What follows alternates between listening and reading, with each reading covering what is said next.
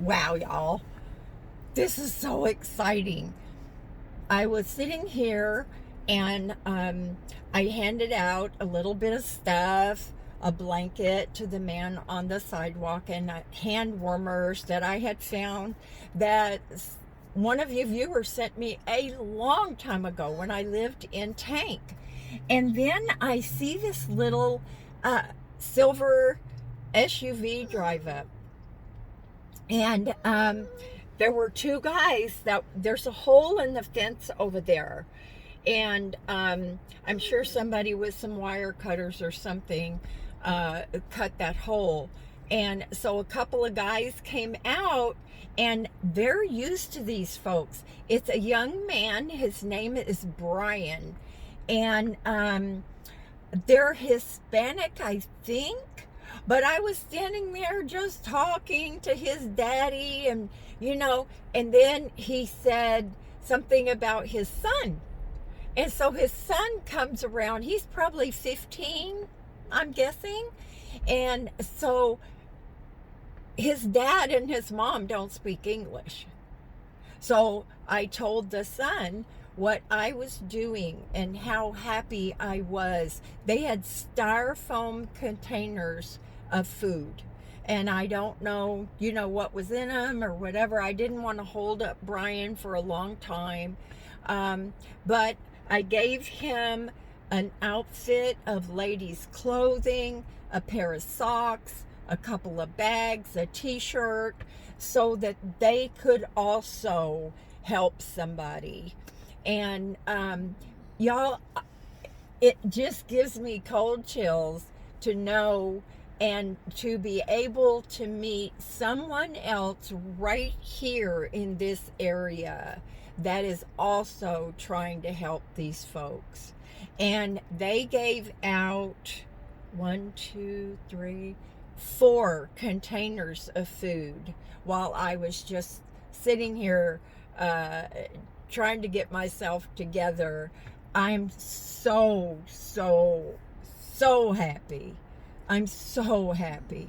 In this world where, you see so much negativity in the news and so much bad stuff, it is so heartwarming to see people in this community that come out and react one-on-one with these folks. Now, they didn't get out. They were handing these containers of food, but there was a little girl in the back seat, and then the son got out and came and talked to me.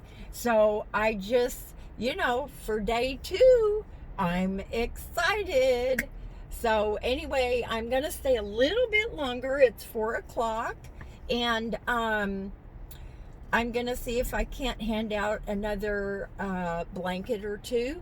Now, I'll tell you something weird. A while ago, this young man came up, and over here, I don't know if you can see the dumpster area right there. Yeah, where the door is open. And I think I might have showed that to you guys yesterday. I'm not sure. But I saw this kid. He was on a bicycle. And he didn't really look homeless. I mean, he had nothing with him. And he was on a bicycle. And so he went into that, he was pushing his bicycle into the dumpster area, and then he picked it up and he went to the end of the dumpster, and I thought, oh lordy me, I hope that young man's not going in there to potty. And the next thing you know, I see him through the privacy fence on his bicycle going down the way. And so behind that dumpster, there must also be an opening.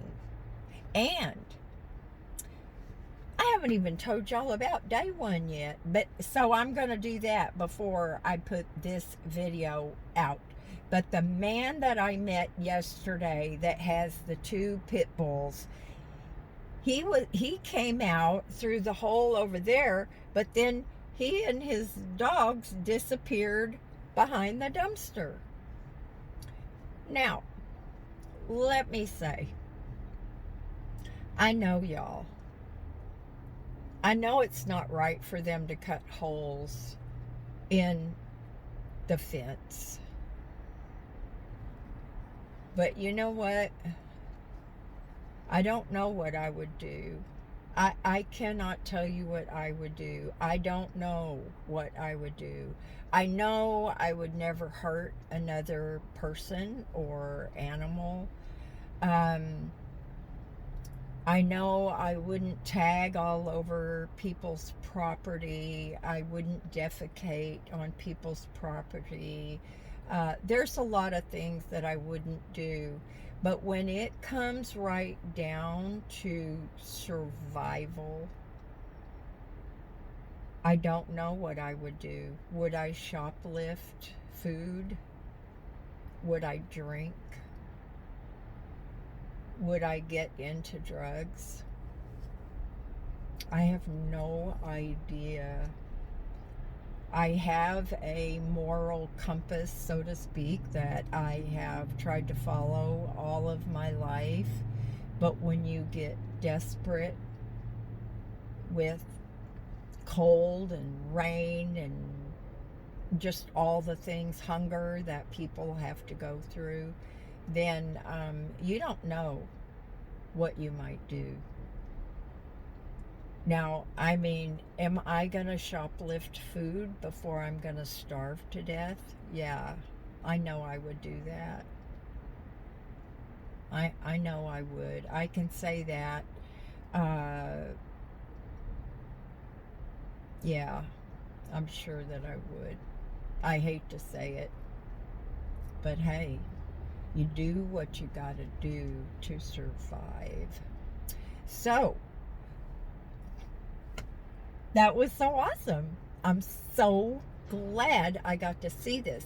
And I asked the son to ask the dad, how long have you been doing this? And they said a couple of months now. So, you know, it might even be that we would hook up a little bit on Fridays. I don't know. You never know what's going to happen. And that's one of the most amazing things to me about life, is that you don't know what tomorrow might bring. Yeah, it could be bad, but it could be awesome. So anyway, Miss Hazel's being quiet right now, but I can tell you she is not a happy camper in this van. And I'm going to get out of here before it gets dark. And so I also, did I say this already? I also gave, I had ordered, and you'll know this from the video that'll come out before this one, I had ordered more of the blankets, and so I gave them a few to give out as well. So, you know, the more of us that can just reach out a little bit and help these folks to know that people care, and we don't care if they drink and you know, do drugs. I mean, God bless America. I wish they wouldn't do that, because it just complicates things. But I don't know what I would do to survive. None of us do. We can say we know. We can say we know. I always said, man, you know, I've worked all my life. You would never catch me living on the street or living in my car. Yeah, right. Yeah, right. You don't know. But anyway, this is fun. It's rewarding. And you guys, thank you so much for helping to make any of this possible, really. So I'll make cookies tomorrow to go along with the soup and the sandwiches. And like I said, I'm not going to make a whole ton at one time. I'll freeze some soup and, oh, gotta go. See a guy that needs a blanket. Bye now.